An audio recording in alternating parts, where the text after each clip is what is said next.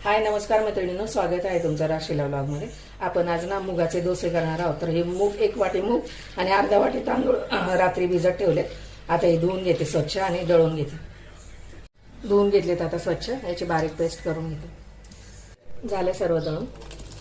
चवीनुसार मीठ टाकते 1 चमचा याच्यात, जिरा पावडर टाकते आणि रेस्ट द्यायला ठेवते। पीठ रेस्ट होते तोपर्यंत ना खोबऱ्याची चटणी करून घेते। खोबरं घेतलंय बघा एवढं, 1 नारळ घेतलंय, 5-6 हिरव्या मिरच्या आणि मीठ घेतलंय आणि फुटाण्याच्या डाळ्या घेतल्यात बघा 1 वाटी।